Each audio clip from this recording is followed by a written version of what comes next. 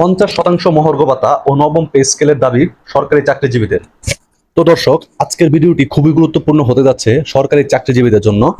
তো ভিডিওটি শুরু হওয়ার আগে অবশ্যই আপনারা চ্যানেলটি সাবস্ক্রাইব করে নেবেন প্রতিদিন এরকম নতুন নতুন নিউজ পেতে।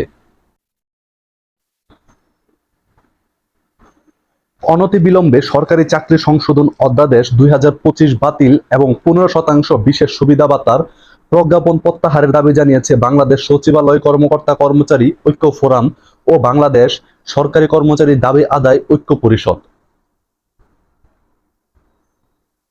রাজধানীর জাতীয় প্রেস ক্লাবের সামনে প্রতিবাদ সমাবেশে এই দাবি জানান সংগঠন দুটির নেতারা। একই সঙ্গে নবম পে স্কেল বাস্তবায়ন সহ 7 দাবি জানান তারা।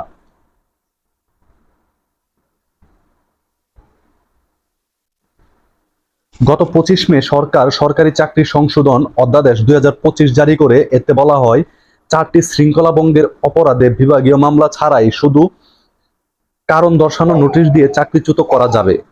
কর্মচারীরা এটিকে নিবর্তনমূলক ও কালো আইন আখ্যা দিয়েছেন।